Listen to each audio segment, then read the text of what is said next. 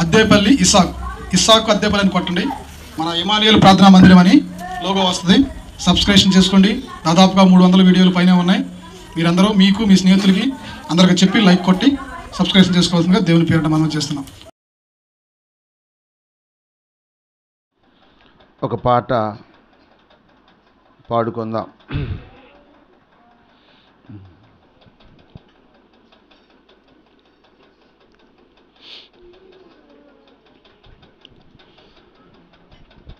సర్వోన్నతుడా నీవే నాకు ఆశ్రయ దుర్గము, సర్వోన్నతుడా నీవే నాకు ఆశ్రయ దుర్గము. ఎవరు లేరు నాకు ఇళ్ళలో, ఎవరు లేరు నాకు ఇళ్ళలో, ఆదరణ నీవేగా, ఆనందము నీవేగా, ఆదరణ నీవేగా, ఆనందము నీవేగా. సర్వోన్నతుడా నీవే నాకు ఆశ్రయ దుర్గము. చప్పట్లు కొడదాం, దేవుని ఘనపరుచుకుందాం. ఆయనే మనకు ఆధారం, ఎవరు లేరు మనకి. ఆయనే మనకు ఆశ్రయ దుర్గం. ఆనందము సంతోషం ఆయన దగ్గరే ఉంది.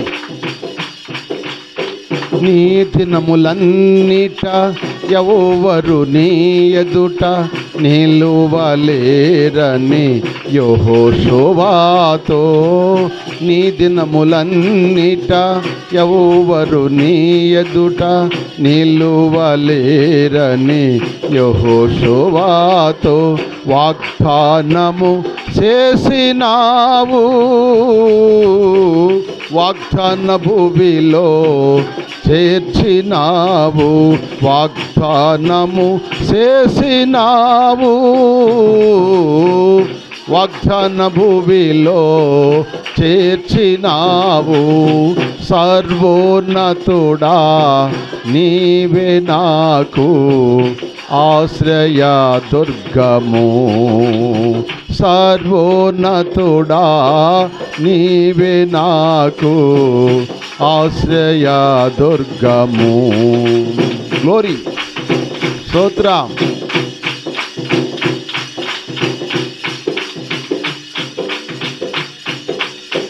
నిందల పాలై నిత్య నిబంధన నీతో చేసిన దానియేలుకు, నిందల పాలై నిత్య నిబంధన నీతో చేసిన దానియేలుకు సింహాసనమిచ్చినావు. సింహాల నోళ్లను మూసినావు, సింహాసనమిచ్చినావు, సింహాల నోళ్లను మూసినావు. సర్వోన్నతుడా నీవే నాకు ఆశ్రయ దుర్గము, సర్వోన్నతుడా నీవే నాకు ఆశ్రయ దుర్గము. ఆమేన్. గ్లోరీ, స్తోత్రం యేసయ్యా, స్తోత్రమయ్యా.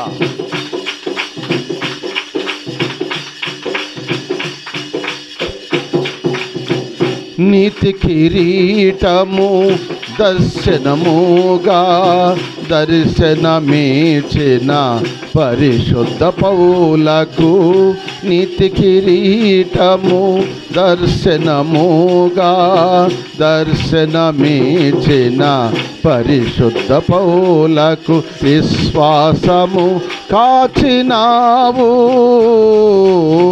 జయ జీవితము నీచ్చినావు, విశ్వాసము కాచినావు. జయ జీవితము నిచ్చినావు. సర్వోన్నతుడా నీవే నాకు ఆశ్రయ దుర్గము. ఎవ్వరు లేరు నాకు ఇలలో, ఎవ్వరు లేరు నాకు ఇలలో, ఆదరణ నీవేగా, ఆనందము నీవేగా, ఆదరణ నీవేగా, ఆనందము నీవేగా.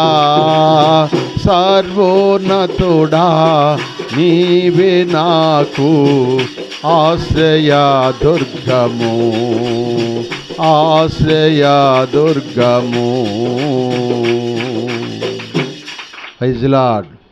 హల్లెలూయా. గట్టిగా చెబుదామా? మరలా చెబుదామా? ఆమేన్. అల్లార్ మంచిది. అట్ట దేవుని మీరు ఘనంగా ఘనపరిస్తే, మీ స్వరమంతా తిప్పి ఘనపరిస్తే అసలు నిజంగా సాతాను సంబంధమైన బలహీనతలు బద్దకలని కూడా దేవుడు ఇడిలిపోతాయి అన్నమాట, ఎగిరిపోతాయి. అందరూ కూడా శ్రద్ధగా దేవుని మాటలేనండి. సమూయేలు మొదటి గ్రంథము 19వ అధ్యాయం మొట్టమొదటి వచనం చదువుకుందాం. కొన్ని మాటలు మీకు జ్ఞాపకం చేస్తాను, మీరందరూ కూడా శ్రద్ధగా వినాలని ప్రభు పేట మనవి చేస్తున్నాను. అంతటా సౌలు మీరు దావీదును చంపవలసిందని తన కుమారుడైన యోనాతానుతోను తన సేవకులందరితో చెప్పగా, సౌలు కుమారుడైన యోనాతాను దావీదు యందు బహు ఇష్టము గలవాడయుండి దావీదుతో ఇట్లన్నాను, నా తండ్రి అయిన సౌలు నిన్ను చంపాలని రైతుని మీద ఉన్నాడు కాబట్టి నీ ఉదయాన జాగ్రత్త పడి రహస్యమైన స్థలమందు దాగి ఉండుము. చాలమ్మ. ఈ వర్తమానం నేను మొన్న ఒక వచనం చెప్పాను ఎక్కడ, మన ప్రభాకర్ గారి ఇంటి దగ్గర ఆ బాబు పుట్టినరోజు సందర్భంగా ఒక విషయాన్ని చెప్పాను. విషయాలు చాలా ఉన్నవి. కనుక అంశం ఏంటంటే మరుగైన స్థలము, లేకపోతే మరుగైన చోటు, రహస్యమైనదే మరుగైన అది రహస్యమైనది. కనుక ఇప్పుడు దావీదు సౌలుకి ఏమవుతాడు చెప్పండి? దావీదు సౌలుకి ఏమవుతాడు? అల్లుడవుతాడు. అది. యోనాతాను సౌలుకి ఏమవుతాడు? కుమారుడవుతాడు. ఇప్పుడు ఓ పక్క అల్లుడు, ఓ పక్కము కుమారుడు.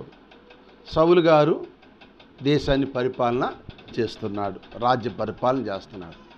ఇప్పుడు పెద్దోళ్ళు అంటారు, బామ్మర్ది భర్త కోరుతాడు, అన్నదమ్ముడోడు సాగు కొడతాడు అంటాడు. ఇప్పుడు మామగారు అల్లుడిని సాగు కొడతాడంటే ఇప్పుడు ఆయన కూతురు ఏమైపోయింది? ఎదరాలైపోయింది కదా. ఇప్పుడు అతనికి ఏ కాంక్ష వల్ల నా కూతురు ఎదరాలైపోయిన బాధ లేదు, కానీ దావీదుని మాత్రం నేను చంపాలి, ఎందుకంటే అల్లుడిని చంపాలి. అల్లుడిని చంపితే నాకే ఘనత వచ్చింది, నాకే పేరు వచ్చింది. ఎందుకంటే యెరూషలేము కుమార్తెలందరూ దావీదుకు 10,000 జైలు, సౌలు రాజుకి 1000 జైలు కొట్టారు కదా. ఇప్పుడు ఘనత ఎవరికి వెళ్ళింది? ఎక్కువ అల్లుడికి వెళ్ళింది. అల్లుడికి కాదు, నాకు రావాలి ఆ ఘనత. ఎవరు రావాలి? నాకు రావాలి. ఇతను ఉంటే నా ఘనత రాదు. కనుక నా కూతురు మునోబుదైపోయినా ఎదరలైపోయినా నా బాధ లేదు, కానీ అతను అల్లుడు సావాలి అని చెప్పి ప్రజలతో అంటున్నాడు, దావీదుని మీరు చంపాలి అని చెప్పాడు రాజుగారు. ఇప్పుడు రాజుగారు ఆజ్ఞకి వెళ్ళాలి కదా, రాజుగారు చెప్పిన ఆజ్ఞ ప్రకారం వెళ్ళాలి. అప్పుడు ఈ విషయాన్ని తన బామ్మర్దైన యోనాతాను అంటాడు, అయ్యా దావీదు, మా నాన్న నిన్ను చంపాలనుకుంటున్నాడు, కనుక నువ్వు జాగ్రత్త. ఎందుకంటే మా నాన్న చాలా దుర్మార్గంగా ప్రవర్తిస్తున్నాడు. నేను చంపితే ఆయనకి ఏమొచ్చిందో నాకు అర్థం కాలేదు. నువ్వు నిజంగా మా పట్ల ఎంతో మేలు చేసావు. ఎంత మేలు ఏమండి? ఆరుమూల జాన గోలియాతుని దావీదేలు జయించపోతే ఈ రాజ్యము ఈ దేశం అంతా ఎవరికి వెళ్ళేది? ఫిలిష్తీయులకి స్వాధీనం అయిపోయేది. గోలియాతే రాజ్యాన్ని పరిపాలన చేసేవాడు. నీవు గోలియాతును చంపి మా నాన్నకి రాజ్యం నిలబెట్టావు, మా నాన్న రాజుగా చేసావు. కానీ నువ్వు మా కుటుంబానికి ఎంతో ఉపకారము చేసావు. కానీ నీ ఉపకారానికి నా తండ్రి నీకు అపకారము చేస్తున్నాడు కనుక నువ్వు జాగ్రత్తగా ఉదయాన్నే వెళ్ళి రహస్యమైన స్థలమందు నువ్వు దాగి ఉంటే ఆ తర్వాత నేను నిన్ను కాపాడుతానని చెప్పాడు యోనాతాను. అర్థమవుతుందా మీకు? అర్థమవుతుందా? ఇప్పుడు యోనాతాను ఈ మాట చెప్పిన తర్వాత వెంటనే తన బామ్మర్దైన దావీదు గారు అంటే దాక్కోవడానికి ఉదయకాలమే ఒక రహస్యమైన స్థలంలోకి వెళ్ళి దాక్కున్నాడు. ఆయన ఎక్కడ దాక్కున్నాడు అంటే ఎవరికి తెలియని మరుగైన స్థలం అన్నమాట. అది ఇక మరుగైన స్థలం అంటారు దాన్ని. ఎవరికి తెలియని స్థలంలోకి వెళ్ళి దాక్కున్నాడు. దాక్కోవటానికి కారణం ఏంటంటే సౌలు చంపటానికి సిద్ధపడ్డాడు కనుక. ఇప్పుడు తన ప్రాణాన్ని రక్షించుకోవాలి కదా. ఎందుకంటే అతను తిరుగుబాటు చేయగలిగితే చంపగలుగుతాడు, కానీ చంపటానికి ఇష్టపడ్డ. ఎందుకంటే సౌలు దేవుని చేత అభిషేకించబడిన వాడిని ముట్టకూడదని ఒక భయం ఉంది ఎవరిలో? దావీదు గారిలో. అందుకని దాక్కున్నాడంట, రహస్య స్థలమందు దాక్కున్నాడు. నేను ఆ విషయాన్ని మీకు చెప్పట్లేదు, కానీ ఇప్పుడు అక్షార్థంగా చెప్పాను. అమ్మ గమనించండి, ఇప్పుడు అక్షార్థంగా చెప్పాను. ఇప్పుడు మనం ఆత్మానుసారంగా ఈ వాక్యాన్ని మనం నేర్చుకోవాలి. ఈ వాక్యానుసారంగా ఆత్మానుసారంగా ఏంటంటే సౌలు దేనికి సాదృశ్యంగా ఉన్నాడంటే, అయ్యా జోసఫ్ గారు కింద చూడ మాకు కొంచెం జరుగమ్మ, నువ్వు ఇక్కడ కూర్చో. లేకపోతే కుర్చీలు 2 ఖాళీగా ఉండి కుర్చీలో కూర్చోండి. కూర్చోలేని వాళ్ళు కుర్చీలో కూర్చోండి. కానీ డిస్టర్బ్గా ఉండకూడదు. మనం అందరం సైలెంట్గా ఉండి దేవుని వాక్యాన్ని. ఇప్పుడు సాతానుకి సాదృశ్యంగా ఎవరున్నారంటే సౌలు సాతానుకి సాదృశ్యంగా ఉన్నాడు. యోనాతాను యేసు ప్రభు వారికి సాదృశ్యంగా ఉన్నాడు. దావీదు విశ్వాసికి సాదృశ్యంగా ఉన్నాడు. చెప్పండి ఇప్పుడు మీరు, దావీదు దేని సాదృశ్యం? విశ్వాసి అంటే రక్షించబడ్డ విశ్వాసి వ్యక్తి అన్నమాట. రక్షించబడ్డ వ్యక్తికి సాదృశ్యం. దేవుని సాదృశ్యం ఎవరు? ప్రభు అయిన యేసుక్రీస్తు వారికి యోనాతాను. సైతాను సాదృశ్యం ఎవరు? సౌలు. ఇప్పుడు సాతానుడు విశ్వాసులను చంపటానికే తిరుగుతున్నాడు. ఏదో ఒక విధంగా సాతాను మనల్ని చంపటానికి, లేకపోతే మన జీవితాలను పాడు చేయటానికి, మనని ఏదో ఒక విధంగా మన కొంపలు ముంచడానికి సాతానుడు తిరుగుతున్నాడని వాక్యం చదివిస్తుంది. దానికి మనకు ఉదాహరణగా భక్తుడిని అపోస్తలుని పేతురు గారు రాశాడు. పేతురు రాసిన మొదటి పత్రిక 5వ అధ్యాయం 8వ వచనం చదవండి. 5వ అధ్యాయం 8వ వచనం చదవండి. పేతురు రాసిన మొదటి పత్రిక 5వ అధ్యాయం 8వ వచనం అంటాడు, నిబ్బరమైన బుద్ధి గలవారై మెలకువగా ఉండుడి. మీ విరోధైన అపవాది గర్జున సింహం వలె వెదుగుతున్నాడు, తిరుగుతున్నాడు. ఎవరిడు? గర్జున సింహాది అపవాది అంటే మింగటం, అంటే మింగెత్తే చచ్చిపోతాం అన్నమాట. వాడు మింగలని చూస్తున్నాడు. కొన్ని కుటుంబాలని మింగాలని చూస్తున్నాడు. కొంతమంది బలమైన విశ్వాసాలు మింగాలని చూస్తున్నాడు. కొంతమందిని మందిరం రాని కూడా మింగాలని చూస్తున్నాడు. చాలా విధాలుగా అపవాది వాడు మింగాలని చూస్తున్నాడు కనుక వాడి చేతిలో పడకుండా దాక్కోమని యేసు ప్రభు వారు చెబుతున్నాడు. మీరు దాగండి, రహస్య స్థలమందు మీరు దాక్కండి. విశ్వాస ఎప్పుడు కూడా దాగే అనుభవంలో ఉండాలి. స్తోత్రం చెప్పండి. ఎప్పుడు కూడా విశ్వాసి దాగాలి. మనం బహిరంగ బయలుగా మనము ముందుకు కనపడకూడదు. మనం దాగి ఉండాలి. దాగి ఉంటే మనకు ఆశీర్వాదం ఉంది. మనం బట్టబయలుగా ముందుకు వచ్చామనుకో అపవాది మనలను పొంచి ఉండిద్ది కనుక అది మనలను మింగాలని చూస్తూ ఉండేది. ఏ సమయం దొరుకుతావని మింగలని చూస్తుంది అనమాట. అందుకని దాని చేతిలో పడకుండా ఉండాలంటే యేసయ్య చెప్పినట్టు దాగి ఉంటూ మనకి ఎంతో మేలు. చూడండి, మనము ఒక మాట చెబుతాను, మనందరూ తెలుసు కదా. మన డబ్బు ఉంటే దాచుకుంటాం లేదా? దాచుకుంటాం. బంగారాన్ని దాచుకుంటాం, వెండిని దాచుకుంటాం, విలువైన వస్త్రాలు దాచుకుంటాం, విలువైన వస్తువులన్నీ భద్రంగా దాచుకుంటాం లేదా? నోరు దగ్గర చెప్పండి రా, దాచుకుంటాం కదా. ఇవన్నీ దాచుకునే మన మందిరానికి వచ్చేటప్పుడు కూడా దాచుకునే వస్తాం. దాచుకుని వచ్చినా కూడా మనసు ఎక్కడికెళ్ళిందంటే ఇక్కడ ఉండకుండా మనసు మళ్ళీ ఆడికెళ్ళిద్ది.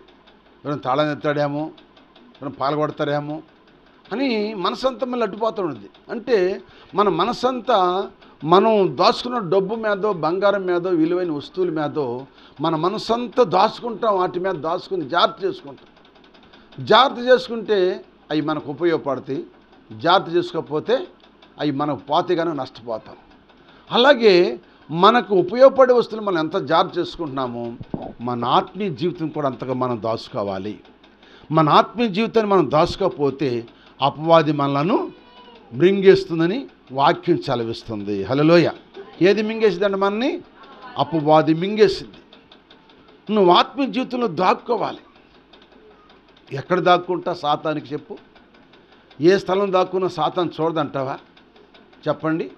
ఏ స్థలంలో దాక్కున్నా చూసిద్ది, చూడదంటావా? ఇప్పుడు ఏ భక్తుడు నువ్వు గురించి దేవుడు అన్నాడు, సాతాను వచ్చింది ఆరాధన చేస్తే ఆయనకి ఆదివారానికి వచ్చిందంటే ఎవరు? సాతాను కూడా ఆదివారము మందిరానికి వచ్చింది. విశ్వాసులు ఎట్ట వస్తారో సాతాను కూడా వచ్చిందండి, మందిరానికి వచ్చింది. ఇప్పుడు మందిరంలో ఉండిద్ది, అది కూడా ఏంటన్నమాట వాక్యం. దేని స్తోత్రం, హల్లెలూయా. కానీ అది వచ్చినప్పుడు దేవుడు వేస్తాడంటే పరిశుద్ధాత్మ దేవుడు మనకు కనపడ్డాడు, ఆయన కనపడతాడు. స్తోత్రం చెప్పండి. మనకు కనపడగానే ఆయన కనపడతాడు. ఆయన కనపడగానే ఆయన అంటాడు, సాతానా నువ్వు ఎక్కడి నుంచి వచ్చావు అంటాడు. అనేది అదేనిది, నేను భూమి మీద ఇటు అటు తిరుగుతా వచ్చాననేది. భూమి మీదకి వెళ్ళేవా? నువ్వు భూమి మీదకి వెళ్ళేవా? వెళ్ళాను. నేను మహాకాశం తోసేసాను. నువ్వు వాయుమండల మధ్యాకాశం ఉంటావు అనుకున్నాను. నువ్వు భూమి మీదకి వెళ్ళేవా అంటే అదేనిది, నేను భూమి మీదకి వెళ్ళాను, అటు ఇటు తిరుగుతున్నాను అంది. అప్పుడు దేవుడు అన్నాడు, అయితే భూమి మీదకి వెళ్ళే కదా ఊజి దేశంలో నా భక్తులను చూసావా అంది. ఎందుకు చూడలేదయ్యా? చూశాను కానీ అతని ఇంటికి తన యావదాస్తి అంతటికి తన చేసే పని అంతటికి నువ్వేమి వేసావు? కంచి వేసేవి కదా అంది. అంటే కంచి ఉంది కనుక అపవాది ఏమి చేయలేవు. అలాగే ఇక్కడ కూడా మనం ఉన్నామనుకో, అపవాది మన దగ్గరికి వచ్చినప్పుడు ఇక్కడ అపవాదిని అంటాడు, ఎందుకు వచ్చావు ఇక్కడికి? నువ్వు ఏడు నుంచి వచ్చావు? నేను అటు ఇటు తిరిగి వచ్చా. అయితే మా మరియమ్మను చూసావా? లేకపోతే మా మార్తమ్మను చూసావా? ఎందుకు చూడలేదు? ఆమె కంచేసేవుగా, లేకపోతే ఎవరిని తెలిసిదాన్ని అని చెప్పిద్ది అది. అందుకని దేవుని కంచె కాపుదల ఉండమట్టి అది చూస్తుంది కానీ మన్నేమీ చేయలేకపోయింది. ఎందుకంటే మనం దాగి ఉన్నాం. దేవుడు కంచేసే కనుక ఇంటికి, అందుకని దాగి ఉన్నాం. కనుక మనకు దాగే స్థలం ఏది, మనము దాగి ఉండే స్థలం ఏది అనేది నేను పాయింట్ కొన్ని మాటలు మీకు జ్ఞాపం చేస్తాను. స్తోత్రం చెప్పండి, హల్లెలూయా. దాగి ఉండే స్థలం ఏది? ఎక్కడ దాక్కున్నా అది కనిపెట్టిద్ది. నువ్వు ఎక్కడ దాగినా కనిపెట్టిద్ది. కానీ ఒక స్థలం ఉంది, ఆ స్థలంలో దాక్కుంటే అది నిన్నేమీ చెయ్యలేదు. చూడండి ఒక మాట, దేవుని పరిశుద్ధ గ్రంథం నుంచి ఒక మాట చదువుకుందాం. చూడండి, కీర్తనలు 31వ కీర్తన 20 వచనం చదువుకుందాం. మొట్టమొదటి పాయింట్. నేను 3 పాయింట్లు చెబుతాను, క్లుప్తంగా 3 పాయింట్లు చెబుతాను. ఇక్కడ చూడండి, 31వ కీర్తన 20 వచనం. అమ్మ అందరు తీశారే బైబిలు? 31వ కీర్తన 20 వచనం. మనుషుల కపటోపాయములు వారిని అంటకుండా నీ సన్నిధి చాటున వారిని దాచుచున్నావు. స్తోత్రం చెప్పండి. ఏ కపటోపాయం అంటే మనుషుల కపటోపాయము నుండి ఆ కపటోపాయాలు చేసే వాళ్ళని అంటకుండగా నీ సన్నిధిని వారిని దాచి ఉంచావంటాడు. ఎక్కడ దాగాలంటే మనము దేవుని సన్నిధిలో దాగాలి.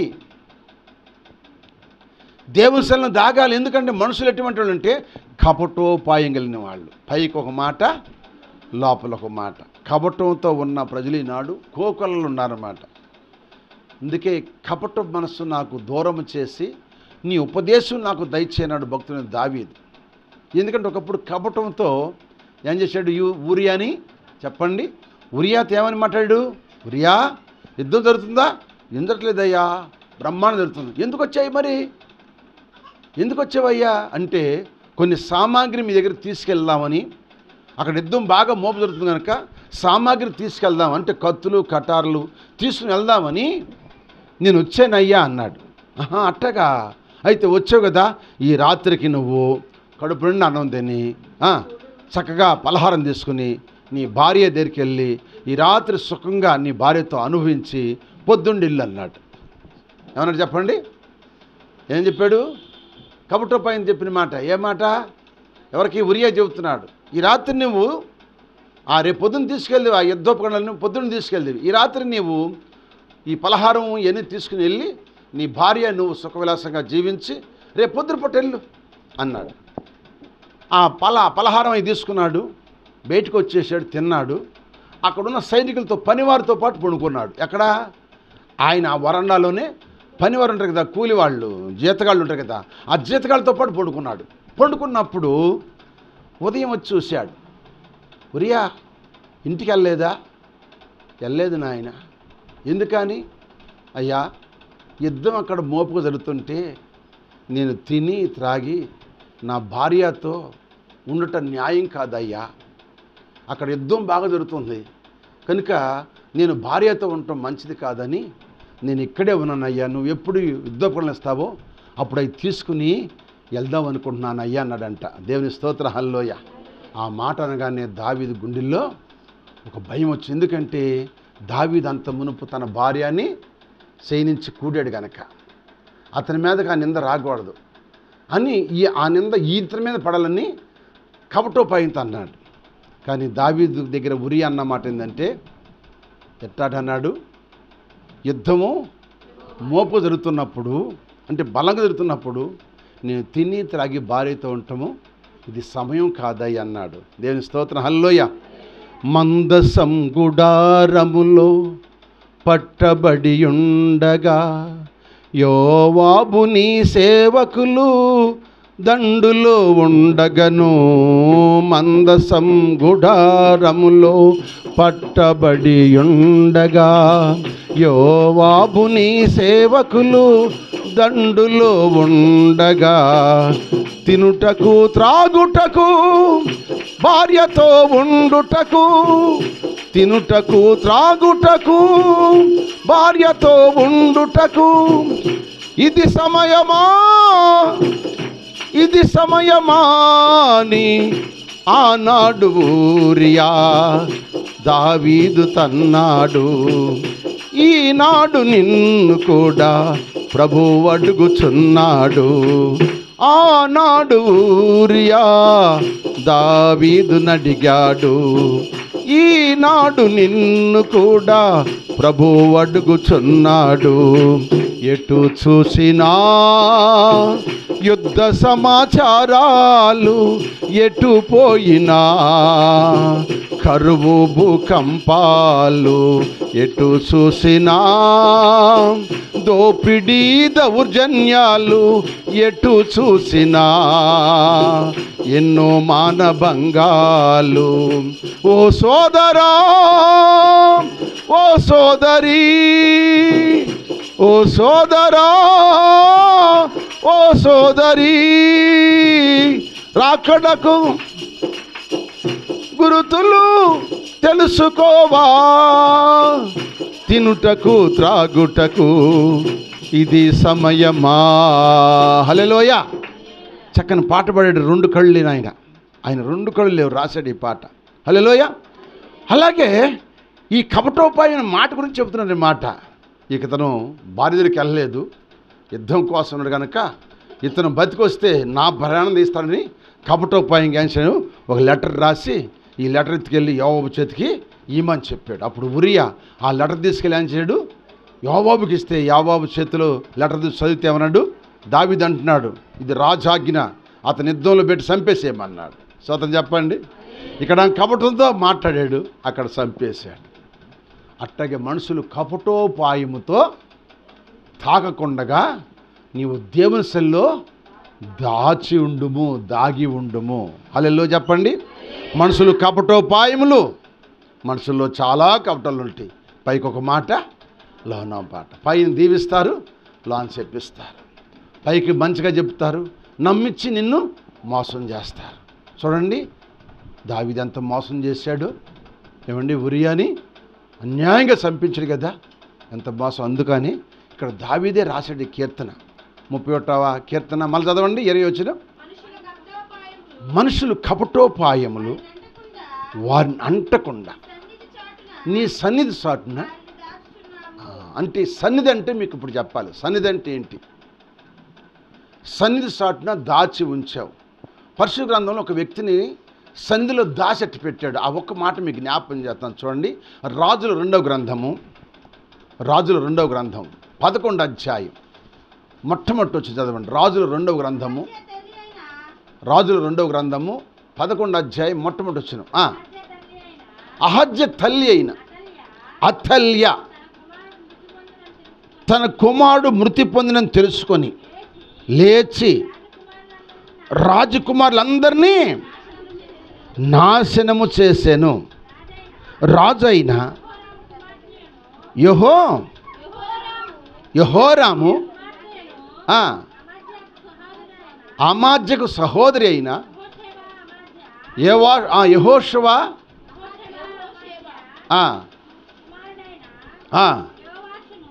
యావాషును హతమైన రాజకుమార్తెలు చంపకుండా అతను రహస్యముగా తప్పించిన గనుక వారు అతని దాదీని పడక గదిలో అతల్యకు మరుగైన స్థలముగా ఉంచుడు చేత అతను చంపకుండెను.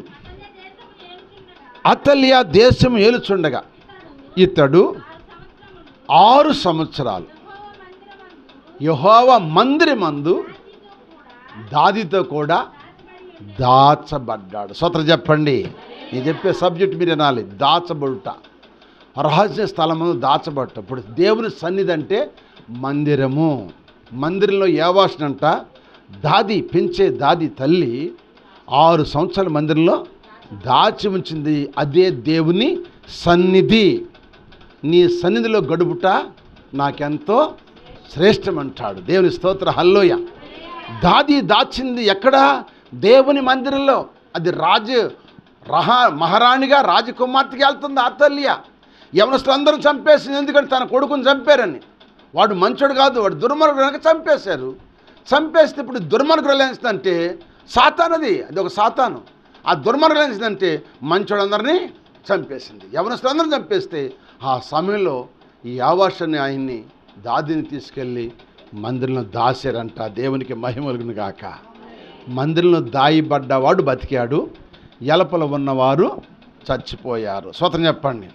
నువ్వు మందిరంలో దాచబడితే సాతాను నిన్నేమి చేయలేదు. దేవుని స్తోత్రం చెప్పు. అట్టగానా నాకు ఎడ చెప్పారు? నువ్వు మందిరంలో దాచబడితే సాతాను నిన్నేమి చేయలేదు. కానీ నువ్వు బయట ఉంటే సాతాను నిన్ను వాడుకునిద్ది. ఏదో విధంగా వాడుకుని నిన్ను చంపేసింది. కపటోపాయంతో నేను చంపేసి జాగ్రత్త. దేవుని స్తోత్రం హల్లోయ. కపటోపాయంతో చంపేసింది కనుక నువ్వు దేవుని మందిరంలో దాగి ఉండాలి. అందుకే ఒక్క దినము నీ మందిరంలో గడుపుట 1000 దినాలంటే శ్రేష్టం అంటాడు. మందిరంలో గడపటం, ఆయన సన్నిధిలో గడపటం మనకెంతో ఆశ్చర్యకరం అన్నమాట. హల్లెలూయా, ఆశ్చర్యకరము. అందుకే భక్తుడు పాట పాడాడు. కన్నుగొంటిని నేడు కన్నుగొంటిని నేడు కన్నుగొంటిని నీ రక్షణయే నాకు చాలని నీ సన్నిధియే నాకు మేలని నీ రక్షణయే నాకు చాలని నీ సన్నిధియే నాకు మేలని కనుగొంటిని నేడు కనుగొంటిని. హల్లెలూయా. ఏం కనుగొన్నాడు? మందిరంలో ఉంటూ కనుగొన్నాడు. దుప్పి నీటి వాళ్ళ కొరకు ఎట్ట ఆశపడిద్దో దేవాన్ని కొరకు నాకు ప్రాణము ఆశపడుతుంది. నీ సన్నిధిలో ఎప్పుడు కనపడాలని, ఎప్పుడు నేను చూడాలని ఆశతో ఉన్నావు అంటాడు కోర కుమారులు. నువ్వు దేవుని మందిరంలో దాచబడిన అన్నాళ్ళు దేవుడు నిన్ను కాపాడుతాడు కనుక దెయ్యం నిన్నేమి చేయలేదు. దేవుని స్తోత్రం చెప్పండి. నువ్వు దేవుని మందిరం ఏదో అనుకుంటున్నావు. దేవుని మందిరంలో నువ్వు దాచబడితే, నువ్వు దేవుని సన్నిధికి ప్రతి వారం వస్తే సాతాను నిన్నేమి చేయలేదు, నిన్ను తాకలేదు. నేను తాతని దానికి అధికారం లేదు ఇకని, అది తాకలేదు కనుక నువ్వు హాయిగా జీవిస్తావు. మందిరంకి వెళ్ళే వాళ్ళని అది ఏమి చేయలేదు. ఎందుకంటే దేవుని సన్నిధిలో ఏముందంటే దేవుడున్నాడు. స్తోత్రం చెప్పండి. దేవుని మందిరంలో ఎవరున్నారు? దేవుడున్నాడు. దేవుని సన్నిధిలో చేసే ప్రార్థన దేవుడు ఆలకిస్తాడు. ఆయన చెవులేంటి అంటే ఆయన కళ్ళు చూస్తాయి అంట. అందుకని ఆయన మందిరంలో నువ్వు దాచబడాలి. యెహోషువ యావాషు దాచబడ్డాడు గనక అతల్లిని సాతాను అతనేమి చేయక ఆఖరికి యావాషు పెరిగి పెద్దడిన తర్వాత దాన్ని చంపి అక్కడ పడేశాడు. దేవుని స్తోత్రం. హల్లెలూయా. సాతాను ఓడిపోవాల్సింది కానీ మనం ఓడిపోకూడదు. మనం ఓడిపోకుండా ఉండాలంటే దేవుని సన్నిధిలో నువ్వు దాచబడాలి. ఇది మొట్టమొదట పాయింట్. హల్లెలూయా. హల్లెలూయా. చెప్పట్లా ఎందుకు చెప్పాలి అంట, ఎట్లా చెప్పాలి, అసలు ఎట్టుండాలి, ఎట్లా ఉండాలి, హుషారుగా ఉండాలి. దేవుని సన్నిధిలో నేను దాచబడాలయ్యా, నేను దాచబడతానని దేవుని సన్నిధిలో ఉంటానయ్యా. సాతాను నన్ను బాగుగా ఏదిస్తుందయ్యా, నా కుటుంబాన్ని, నా మనసును, నా ఆత్మను పాడు చేస్తుందయ్యా. దాన్ని జయిస్తానికి నేను ఎక్కడి నుంచి నీ సన్నిధిలో దాచబడతానని నువ్వు తీర్మానం చేసుకోవడానికి నువ్వు ఉజ్జీవంగా హుషారుగా దేవునికి మహిమ కలిగినట్టుగా నువ్వు నీ గొంతె దేవునికి స్తోత్రం చెల్లించు. అప్పుడు దేవుడు నిన్ను ఆశీర్వదిస్తాడు. నీ యొద్ద నుంచి అది పారిపోనుగాక. హల్లెలూయా. హల్లెలూయా. హల్లెలూయా. రెండవది నువ్వు ఎక్కడ దాచబడాలో జ్ఞాపం చేస్తాను. చూడండి 91వ కీర్తన మొట్టమొదటి వచ్చిన చదువు. రెండవది నువ్వు ఎక్కడ దాగాలో.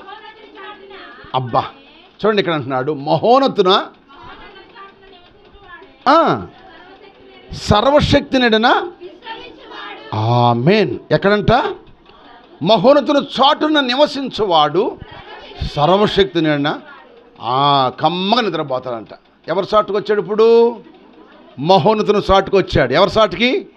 మహోన్నతుడు అంటే ఎవరు? దేవుడు. సైన్యములకు అధిపతైన యెహోవా ఆయన మహోన్నతుడు.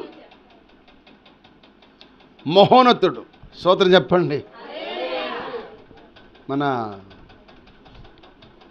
మద్దల సోలమతి ముందుగా మనవరాలు పుట్టిన తర్వాత వాళ్ళ ఇయ్యంకుడి ఎప్రాలు ఇది ఆడపిల్ల పుట్టింది, ఇక దీనికి ఆడపిల్లలే పుడతారేమో అని కొంచెం బాధకరంగా మాట్లాడినప్పుడు ఆ మాట నా కాడి నుంచి అంట సోలమతి తల్లి ఏం చేసింది చేసావా, ఈసారి నాకు నా కూతురు మగబిడ్డ పుట్టాలయ్యా, వాడు మగబిడ్డ పుడితే మహోన్నతుని పేరు పెట్టుకుంటాను అని గర్భం లేక మునుపు నుంచి ప్రార్థన చేయటం మొదలుపెట్టింది. గర్భం లేక ముందు నుంచి ప్రార్థన చేయటం మొదలుపెట్టిన తర్వాత దేవుడు అట్టాగే ఆమెకి ఏం చేయంటే వాళ్ళ కుమార్తెకి మగబిడ్డని ఇచ్చాడు. ఏం కానీ నాకు చెప్పింది, అయ్యా నేను అనుకున్నాను. ఓకే మంచిది, మహోన్నతుడని పేరు పెట్టుకుంది. హల్లెలూయా. వాళ్ళ మనవడి పేరు ఏంటి? మహోన్నతుడు అంటే నీ పేరు పెట్టుకుంటాను అయ్యాని. అలాగే ప్రియమైన దేవుని బిడ్డలారా, ఈ మహోన్నతుడు చాటుని ఎవరైతే దాగి ఉంటారో వారు చక్కగా విశ్రాంతి తీసుకుంటారు. ఆ మహోన్నతుడే సైన్యములకు అధిపతైన యెహోవా దేవుడు. హల్లెలూయా. అందుకే యేసన్న గారు ఆ మహోన్నత చాటుని దాగాడు కనుక ఆయన పాట రచించాడు. ఏమని రచించి చూసావా? మహోన్నతుడా నీ కృపలో నేను నివసించుట నా జీవిత ధన్యతయున్నది, నా జీవిత ధన్యతయున్నది. మహోన్నతుడా నీ కృపలో నేను, మహోన్నతుడా నీ కృపలో నేను నివసించుట నా జీవిత ధన్యతయున్నది, నా జీవిత ధన్యతయున్నది. మోడు బారిన జీవితాలను సిగురింపజేయగలవు నీవు, మోడు బారిన జీవితాలను సిగురింపజేయగలవు నీవు. మారానుభవం మధురముగా మార్చగలవు నీవు, మారానుభవం మధురముగా మార్చగలవు నీవు. మహోన్నతుడా నీ కృపలో నేను నివసించుట నా జీవిత ధన్యతయున్నది. కూడా గట్టిగా కొట్టండి సభ్యుల్లో. ఆయన చాటును దాగి ఉంటే మనకి ఏ బాధ ఉండదు, ఏది మనం ఏం చేయదు, మనం స్వీకరిస్తాం.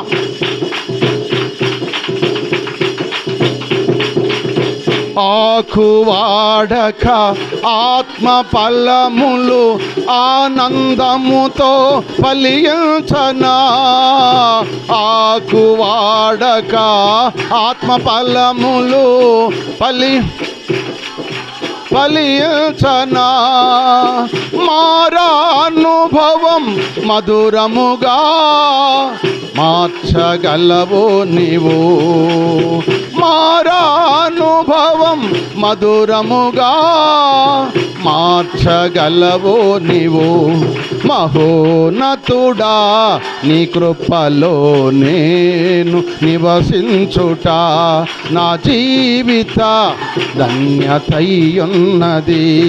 నా జీవిత ధన్యతయున్నది. మహోన్నతుడా నీ కృపలో నేను నివసించుట. మహోన్నతుడా నీ కృపలో నేను నివసించుట నా జీవిత ధన్యతయున్నది. నా జీవిత ధన్యతయున్నది. హల్లెలూయా హల్లెలూయా హల్లెలూయా. ఎక్కడ దాక్కోవాలి మనము? ఎక్కడ దాక్కోవాలి? చిన్నప్పుడు దాగుడు మొత్తలు దండకోరు, పిల్లి వచ్చి ఎలికలు కోరని ఎక్కడ దాగాలి అక్కడే గాపు చూపంటే పరిగెత్తుకుంటూ దాక్కునేవాళ్ళం అక్కడక్కడ. అట్లాగే మనం ఎక్కడ దాక్కోవాలి ఇప్పుడు? మహోన్నతుడు దాగితే చాలు, సాతాన్ని ఏమీ చేయలేదు. దానివల్ల కాదు. ఆయన దగ్గర రాలని దానికి గుండె చలిద్దా? ఆయన దగ్గర నుంచోడానికి దాని ధైర్యం చలిద్దా? రాలేదు. ఎందుకంటే ఆయన చాటునున్న ఒక అధికారి దగ్గర నువ్వు ఉంటే నిన్నెవడు ఏం చేయలేడు. అట్లాగే మన అధికారి మన ప్రభు అయిన యేసుక్రీస్తు వారు ఆయన చాటును మనం ఉంటే ఆడు మననేమీ చేయలేదు. అందుకే ఆయన చాటును దాగాలి. ఒకటి, ఆయన మందిరంలో దాగి ఉండాలి. రెండవది, ఎక్కడ దాగి ఉండాలి? ఈ సమయం లేదు కనుక నేను ముగిచ్చేస్తున్నాను. ప్రభు చిత్తమైతే మరోసారి మీరు జ్ఞాపం చేసి చెబుతాను. సబ్జెక్ట్ ఇంకా చాలా ఉంది, సమయం చాలదు కనుక ప్రియమైన నేను బిడ్డలారా, ఇప్పుడు ఆఖరి మాట మీకు జ్ఞాపం చేస్తాను. అందుకే దావీదు భక్తుడు ఒక మాట అంటాడు చూడండి. 31వ కీర్తన 7వ వచనం చదవండి. 31వ కీర్తన 32వ కీర్తన 7వ వచనం చూడమ్మా. అబ్బా ఏమంటున్నాడు చూడండి. ఇక్కడ అంటాడు, నా దాగు చోటు నీవే, శ్రమల్లో నుండి. అబ్బా ఎక్కడుండి రక్షితంట? నువ్వు ఆయన దాగు చోట్లో ఆయన దగ్గర నువ్వు దాక్కుంటే నీ శ్రమలన్నీ కూడా ఏంటంట రక్షిస్తాడు, తొలగిచ్చేస్తాడు. ఆయన దగ్గర దాక్కోవాలి నువ్వు. సోదరం చెప్పండి. మనుషుల దగ్గర దాగేవా? ఒకరోజు నీ గుట్టు రట్టంతా బట్టబెలుగా చేసేసి నిన్ను కుక్క చింపిన ఇస్త్రాహలా చేసేస్తారు. జాగ్రత్త ప్రియమైన బిడ్డలారా. మనుషుల చాటును దాకటం కంటే దేవుని చాటును దాక్కోవటం మనకెంతో మంచిది. అందుకే దావీదు అంటాడు, నా దాగు చోటు నీవే, నా శ్రమల్లో నీవు నన్ను.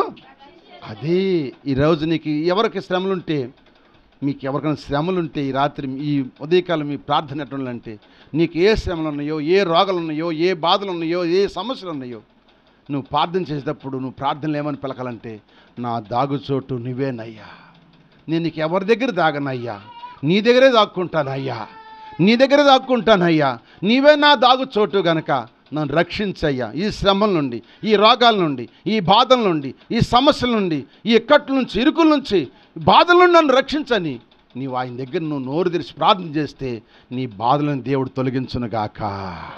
హల్లెలూయా హల్లెలూయా హల్లెలూయా హల్లెలూయా.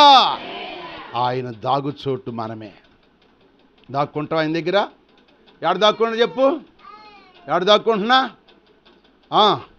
నాయకుల చాటును దాక్కున్నా, అధికారుల చాటును దాక్కున్నా, నీ స్నేహితుల చాటును దాక్కున్నా, ఒకరోజు నిన్ను బట్టబయలు చేసేస్తారు. జాగ్రత్తగా. ఎక్కడ దాగాలి చెప్పండి? ఎక్కడ దాగాలి? మౌనత చాటును దాగాలి. మొట్టమొదటిది ఎక్కడ దాగాలి?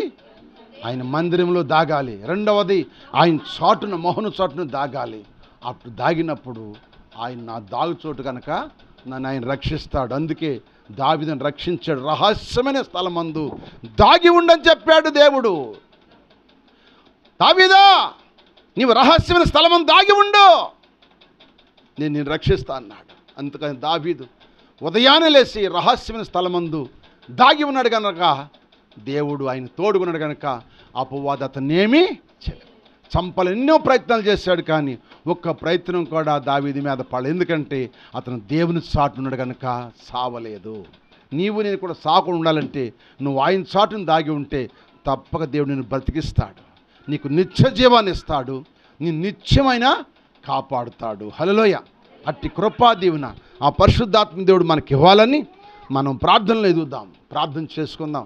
సమయం కొద్దిగా ఉంది కనుక ప్రార్థన చేసుకుందాం. చెప్పిన ఈ కొద్ది మాటలే మీ హృదయాలు నాటుబడాలని చెబుతున్నాను. ఆ సబ్జెక్ట్ ఇంకోసారి చెప్పమంటే నేను మిగిలిన విషయాలు తర్వాత చెబుతాను మీకు. హల్లెలూయా. కానీ చాలా విషయాలు ఉన్నాయి, చక్కగా చెప్పుకోవచ్చు. దేవుని సన్నిధిలో దాగిన వారు ఎవరు, దాగని వారు ఏమయ్యారో కూడా చెబుతాను. దేవుని వాక్యాలు ఉన్నాయి. దాగని వారు ఏమయ్యారో తెలుస్తుందా? దాగని వారి గురించి ఒక మాట చెబుతారు చూడండి. అయితే యెషయా గ్రంథము 2వ అధ్యాయం చూడండి. ఆ మాట చూడండి. దాగని వాళ్ళు ఏమయ్యారో చూద్దాం. యెషయా గ్రంథము 2వ అధ్యాయము. అమ్మా చూడండి, 2వ అధ్యాయము 2వ అధ్యాయము 17వ వచనం. అమ్మ అది కాదమ్మా, రే తల్లి 19 చదువు అమ్మ, 19 చదువు. 19 వచనం. యెహోవా భూమిని గజగజ వణికింప లేచినప్పుడు ఆయన భీకర సన్నిధి నుండి, ఆయన ప్రభావ మహాత్మ్యము నుండి మనుషులు కొండల గుహల్లోను దూరుచుందురు, న్యారబలిలో దూరుచుందురు. ఆ దినమున యెహోవా భూమిని గజగజ వణికించి లేచినప్పుడు ఆయన భీకర సన్నిధి నుండి, ఆయన ప్రవాహ మహాత్మ్యం నుండి కొండ గుహల్లోను బండ బీటుల్లోనూ